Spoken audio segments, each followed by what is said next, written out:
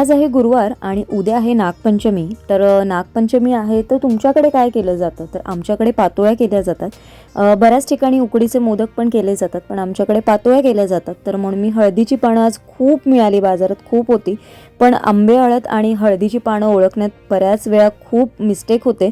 तर मी तर हळदीची म्हणून घेऊन आलेली आहे। मी ती थोडीशी तोडून बघते, त्याचा स्मेल घेते आणि मग कळतं आपल्याला बऱ्याच वेळा। आणि किंवा मग तुम्ही चहामध्ये टाकलात ना तर तुम्हाला त्याची टेस्ट कळेल आणि त्याच्यावरून तुम्ही आंबे हळद किंवा मग हळद कुठलं पाणी ते ओळखू शकता। कारली आणली मी आणि माझ्याकडे ऑलरेडी 4-5 कारली होती। तर कारल्याचं करायचं आपलं, भरलेली कारली करायची। याच्या आधी मी ती रेसिपी तुमच्याबरोबर शेअर केलेली नाही आहे आणि आज म्हटलं आणायचे गुरुवार आहे तर एक आपली ग्रेव्हीवाली भाजी म्हणजेच घेवड्याची भाजी आणि त्याचबरोबर आपण पापड किंवा भजी वगैरे असं काहीतरी करतच असतो। तर म्हटलं त्याचबरोबर आज आपण करूया भरलेली कारली। त्याच्यासाठी लागणारं माझ्याकडे शेंगदाणे संपलेले, कारण तुम्हाला माहिती आहे गेल्या महिन्यामध्ये आपण बऱ्याच वेळा मी साबुदाण्याची खिचडीच केली सकाळसाठी गुरुवारची, त्याच्यामुळे दाण्याचा कूट संपलेला। कोशिंबीर पण झाली बऱ्याच वेळा, त्याच्यामुळे दाण्याचा कूट संपला। शेंगदाणे संपलेले, तर शेंगदाणे आणि तीळ घेऊन आली। एका साईडला कुकर लावते। सामान तर मला भरायचं आहे, पण ऑलरेडी 2 महिन्यापूर्वी भरलेलं मी सामान, मग आता ऑलमोस्ट सामान पण भरायचं आहे। त्याची लिस्ट कशी करेन ते तुमच्याबरोबर शेअर करेन। मागचा व्हिडिओ तुम्हाला आवडलेला आणि त्याच्यानंतर तुमची परत एकदा रिक्वेस्ट होती की त्याचं काहीतरी टिप्स दे, तर त्याच्या संदर्भातचा व्हिडिओ लवकरच तुमच्याबरोबर शेअर करण्याचा प्रयत्न करेन। एका साईडला कुकर लावता लावता आता आपण बाकीची पण कामं जी साईड बाय साईड माझी छोटीशी मोठी कामं असतात ना, जसं गोड पदार्थ करायचं त्याची तयारी मी करून घेते। एका साईडला कारली आहेत, ती आपल्याला कापून घ्यायच्यात आणि त्याच्यातल्या ज्या काही बिया असतात ना त्या काढून घ्यायच्यात। थोडीशी अशी एकदम छोटी असेल, तुम्हाला आवडत असतील तर तुम्ही त्या म्हणजे छोटी आवडत असतील तर छोटी घ्या। मला छोटी कारली आवडतात त्याच्यामुळे मी छोटी घेतली। अगदी लांब कारली असतात ना ती थोडीशी कडवट कमी असतात, ही जेवढी छोटी असतात ना तेवढी थोडीशी कडू जास्त लागतात। तर तुमच्यावर आहे, काही जण बिया ठेवतात देखील, माझी आई बिया तशाच ठेवते आणि जेव्हा भाजी करते ना तेव्हा बिया तशाच ठेवते आणि मी ती तशाच याने भाजी करते। म्हणजे ती भाजी एवढी कडू होते ना, पण तिचं असं म्हणणं आहे की अरे कारल्याची भाजी कडूच असणार ना, त्याच्यामध्ये तुम्ही तिला किती गोड गोड घालून तिची टेस्ट वेगळी अशी करणार, ती तशीच भाजी खाण्यात मजा असते। पण मला नाही आवडत, तर मी तिच्यामध्ये काही काही वेगवेगळ्या करत असते, कधी लिंबू लावते, कधी चिंच लावते, अशा वेगवेगळ्या पद्धतीने करते। पण मी याच्या आधी जी पद्धत तुम्हाला दाखवली आहे ना, लिंबू आणि मीठ लावून त्याला 10 मिनटं ठेवायचं आणि मग त्याच्यातलं सगळं पाणी असतं ते आपण पिळून घ्यायचं आणि मग आपण ती भाजून घ्यायची। त्याच्यामध्ये असलेला जो काही कडवटपणा आहे सगळा निघून जातो। काही जण वाफवून पण घेतात, तर मी आज आपण आता ही करणार आहोत ना भरलेली, त्याच्यासाठी वाफवून घेणार आहे। थोडंसं लिंबू घेतलं आहे मी पिळून आणि त्याचबरोबर थोडंसं मीठ घेतलं आहे, सगळीकडे चोळून घ्यायचं। म्हणजे अगदी खूप असं नाही, पण जसं मी भरलेली मिरची करते तेव्हा मीठ लावून ठेवते म्हणजे त्याचा तिखटपणा कमी होतो, त्याच प्रकारे याचा कडवटपणा कमी होण्यासाठी आपण थोडंसं हे 10-15 मिनटं लावून ठेवायचं आणि नंतर ही थोडीशी वाफेवर 10 मिनटं शिजवून घ्यायची। म्हणजे ही थोडीशी कडवट असतात म्हणून आपल्याला शिजवून घ्यायची। चिंचेचा कोळ आणि गूळ आपण असं दोन्ही वापरणार आहे। तो थोडासा चिंचेचा कोळ मी भिजत घातला आहे, म्हणजे आपल्याला तो आपल्या मसाल्यामध्ये यूज करायचा आहे। इथे पाणी गरम करत ठेवते आणि पाणी गरम करत झालं तर मोजून 10 मिनटं तुम्ही स्टीम करून घ्या। अगदी खूप जास्त अशी ठेवायची गरज नाही लागणार, कारण तुम्ही जास्त जर त्याला स्टीम केलात ना तर कारलीनं पूर्णपणे ओपन होतात आणि मग जेव्हा आपण ती भरून जेव्हा फोडणी देतो ना तेव्हा ती मग तुटली जातात। त्याच्यामुळे अगदी जास्त अशी करू नका, थोडासा त्याला हलकासा कलर चेंज झाला ना की मग तुम्ही ती काढून घ्या आणि मग थंड करून घ्या। नमस्कार, शुभ सकाळ, सुंदर अशा दिवसाच्या सुंदर अशा शुभेच्छा। मी प्राजक्ता आपल्या एका नवीन ब्लॉगमध्ये तुमच्या सगळ्यांचं खूप मनापासून स्वागत करते। सर्वात आधी सगळ्यांना श्री स्वामी समर्थ। आजचा वार आहे गुरुवार आणि गुरुवारच्या बऱ्याचशा मी असं सगळ्या रेसिपी तुमच्याबरोबर शेअर करत असते। तर म्हटलं चला आज गुरुवार आहे तर कितीही काम असलं तरी तुमच्याबरोबर आज एक स्पेशल रेसिपी शेअर करूयाच आपण। आजच्या व्लॉगमध्ये मी तुमच्याबरोबर कारल्याची रेसिपी शेअर करणार आहे। ती तुम्हाला कळलंच असेल जेव्हा मी प्रिपरेशन केलं तेव्हा, आणि थंबनेलवरनं पण कळालं असेल। अशा पद्धतीची जी कारली आहेत ना फार कमी करते मी, पण कधीतरी केली ना तर ती खायला खूप सुंदर अशी लागतात। तर अशा पद्धतीची कारली मी कधीतरी करते, भरली कारली। तर आज ती तुमच्याबरोबर शेअर केली। आय होप तुम्हाला आवडेल आणि तुम्ही पण नक्की ट्राय करून बघा। आणि काय झालं ना, बरेच दिवस आत्ता हा रक्षाबंधन पर्यंत तो खूप बिझी जाणार आहे, तर मी जेवढं शक्य होईल ना तेवढा प्रयत्न करेन की तुम्हाला एखादी रेसिपी तरी मी शेअर करेन। प्रयत्न तर माझा असा आहे, पण आजच्या ब्लॉगमधनं मी फक्त तेच शेअर करणार आहे। घेवड्याची भाजी मी ऑलरेडी शेअर केलेली आहे आणि आपण शिरा वगैरे जे करतो ते पण मी ऑलरेडी तुमच्याबरोबर शेअर केलेलं आहे। म्हणून म्हटलं चला आज जे कारलं करणार आहे ते तुमच्याबरोबर शेअर करू. इथे मी स्टीम करायला ठेवली, एक 10 मिनिटं फक्त वाफवून घ्यायचे. तुम्ही नाही वाफवली तरी चालतील, पण ही कारली थोडीशी मला वाटतं कडवट असतील, त्याच्यामुळे म्हणून मी ती वाफवून घेते. तर आजच्या व्लॉगमध्ये अजून एक गोष्ट तुमच्याबरोबर शेअर करायची, ती म्हणजे उद्या मी चॅनेलवर लाईव्ह येणार आहे. तर मी संध्याकाळी म्हणण्यापेक्षा रात्रीचा आपला 10 ते 10च्या आसपास मी लाईव्ह येण्याचा प्रयत्न करणार आहे. तर तुम्ही आपलं लाईव्ह जॉईन करू शकता. तुम्हाला कुठला जर टायमिंग संध्याकाळचा म्हणजे 9चा टायमिंग ठेवायचा की आपण 10चा ठेवायचा ते मला नक्की कमेंट करून सांगा. आणि उद्या आपण लाईव्हवर बोलू. तुमचे ज्या काही इन्क्वायरीज असतील किंवा जे काही तुमचे प्रश्न असतील जे तुम्ही मला असे विचारू नाही शकत, म्हणजे कमेंट्सना तुम्ही आन्सर म्हणजे करता, पण मला आन्सर करायला थोडासा उशीर होतोय किंवा आपलं बोलणं होत नाहीये. तर अशासाठी म्हणून मी म्हटलं उद्या आपण एक लाईव्ह करू, कारण उद्या 9 तारीख असणार आहे. तर 9 आणि 10 दोनच दिवस मी ऑर्डरसाठी ठेवलेले आहेत. तर स्पेशली त्याच्यासाठी म्हटलं की आजचं म्हणजे उद्याचं लाईव्ह ठेवणार आहे.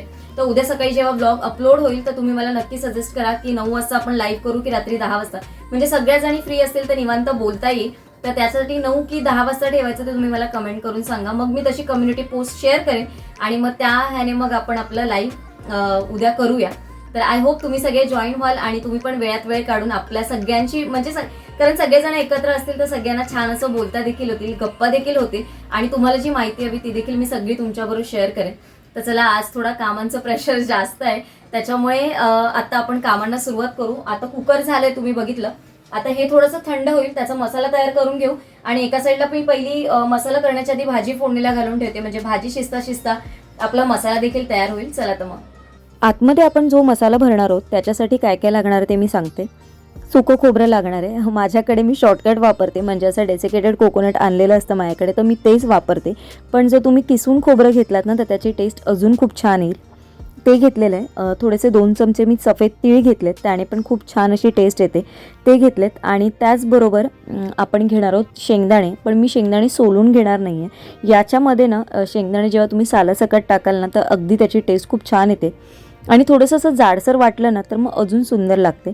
मी आलं वापरणार नाही आहे, मी फक्त लसूण वापरणार आहे. तुम्हाला मिरची, कोथिंबीर असं सगळं जे जे काही कुठले मसाले तुम्हाला आवडत असतील ना ते सगळे तुम्ही वापरा, त्याने टेस्ट अगदी खुलून येणार असते. हे आता आपण थंड करायला ठेवणार आहोत आणि थंड करून झाल्यानंतर मग आता आपण याच्यात जे सुके मसाले, जसं मी हळद घेतलं आहे, धना पावडर घेतला आहे आणि हा मम्मीचा सोलापूर स्पेशल मसाला खूप सुंदर असा लागतो. आणि याच्यामध्ये जेव्हा असं काही भरीत वगैरे प्रकार करायचे असतात ना तर अगदी टेस्ट खूप छान येते. आणि जेव्हा मी असं करते ना तेव्हा मम्मीची आवर्जून आठवण काढते तिच्या वांग्याच्या भरताची, मी मिस करते खूप त्याला. तर हे सगळं वाटून घ्यायचं आणि नंतर आपण ही कोथिंबीर टाकायची, कारण जर पहिलीच टाकलात ना तर खूप ओला ओला चिकट चिकट होऊन जातो मसाला आणि अगदी त्याची पूड करायची नाही आहे. थोडासा असं जाडसरच ठेवायचा, तो मग खाताना खूप छान लागतो. आणि ना मग हा बऱ्यापैकी झाला. तर माझ्याकडे अजून थोडीशी कारली आहेत आणि माझ्याकडे थोडंसं दोडकं पण आहे, तर मी दोडकं पण भरूनच करते कधीतरी. तर त्याच्यामध्ये पण मला हा जो मसाला आहे तो यूज होईल म्हणून मी थोडा आधीच काढून फ्रीजमध्ये ठेवून दिलं. आणि आता याच्यामध्ये मी थोडासा चिंचेचा कोळ आणि आपल्याला थोडंसं तेल टाकायचं, म्हणजे अगदी छान मिक्स होईल एकत्र आणि मग याच्यामध्ये भरून घ्यायचे. तुम्हाला वाटत असेल तर तुम्हीही भरून झाल्यानंतर बांधू शकता, पण बांधायची गरज नाही आहे. ती काही ओपन होत नाही. तुम्ही फक्त ती जास्त स्टीम करून घेतली ना तर मात्र ती ओपन होतात.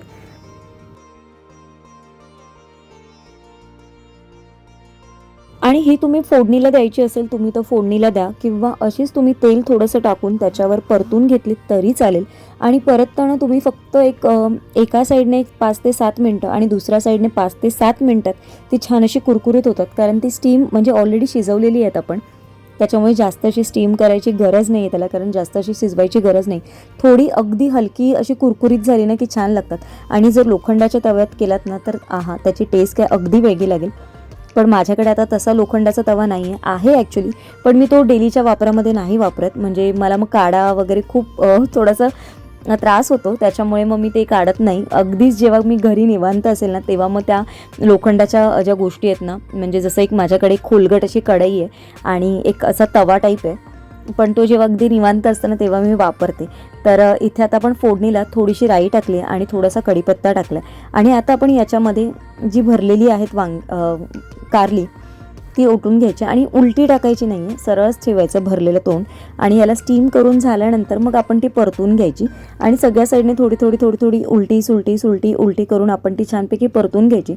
याच्यावरनं थोडेसे वरून तुम्ही तीळ टाका, ते देखील खाताना खूप चांगले लागतात आणि दिसायला पण या ग्रीन कलरवर खूप सुंदर असे दिसतात. अगदी मसाला खूप असा काळा करायचा नाही, नाहीतर मग थोडासा करपलेला लागतो. थोडंसं कुरकुरीत झालं ना की मग आपली ही भरली वांगी तयार झालेली. आय होप तुम्हाला ही रेसिपी आवडेल आणि तुम्ही नक्की करून बघा. हा जर वरून तुम्ही मसाला टाकलात आणि जर तुम्हाला ग्रेव्ही करायची असेल ना तर हा थोडासा मसाला टाका, त्याच्यामध्ये थोडंसं पाणी टाका किंचितचं आणि वाफ काढून घ्या आणि थोडंसं ना अजून थोडंसं त्याच्यामध्ये थोडंसं चिंचेचा कोळ वरून टाका तर मस्त लागेल. म्हणजे अगदी ग्रेव्ही पाहिजे असेल ना तुम्हाला तर चपातीबरोबर खायला ती देखील ही मस्त अशी होते. कोणाला ड्राय हवं असेल भाताबरोबर तोंडी लावायला वरणा भाताबरोबर तर हे असं ड्राय करा आणि मी तुम्हाला जवळून दाखवते बघा. अगदी सुंदर अशी दिसतात आणि छोटी असतात ना तर त्यांची म्हणजे एका वेळेस छोटंसं खाल्लं तरी भरपूर होतं. तुम्हाला प्लेटमध्ये सर्व करून दाखवलं. तुम्ही नेहमी म्हणता एवढं छान बनवतेस तर सर्व करून दाखव, म्हणून छान अशा व्हाईट अशा प्लेटमध्ये तुमच्यासाठी हे सर्व करून दाखवते. तर कारल्याची जी रेसिपी आहे तुमच्याबरोबर शेअर केली, नक्की ट्राय करून सांगा. आणि आजच तृप्तीताईंनी आपल्याला रिक्वेस्ट केलेली की ताई कुरकुरीत कारलं दाखव, पण कुरकुरीत कारले तर नाही, पण त्यानिमित्ताने आज भरली कारल्याची रेसिपी मी शेअर केलेली आहे. आय होप तृप्तीताई तुम्हाला आवडेल आणि नक्की ट्राय करून मला कमेंट करून सांगा तुम्हाला कशी वाटली रेसिपी. तर चला आता अजून मला भांडी घासायची आहेत. भांडी घासून मग प्लॅटफॉर्म वगैरे क्लीन करून बाकी सगळं माझं आवरून झालेलं आहे. त्याच्यानंतर मग अजून बाकीची कामं. तर आजचा ब्लॉग मी इथेच एंड करते. आजचा ब्लॉग स्वीट अँड सिम्पल ठेवण्याचा प्रयत्न केलाय. बरेच दिवस तुमच्याबरोबर काही रेसिपी शेअर केली नव्हती, म्हणून म्हटलं चला आज रेसिपी शेअर करू. अजून माझे केस वगैरे बघा जे सगळे ओले ते तसेच आहेत, खूप कामं आहेत. तर चला आजचा ब्लॉग मी इथेच एंड करते. उद्या एका छानशा ब्लॉगमध्ये भेटेन. तोपर्यंत सगळ्यांना Shri Swami Samarth. Bye bye and take care.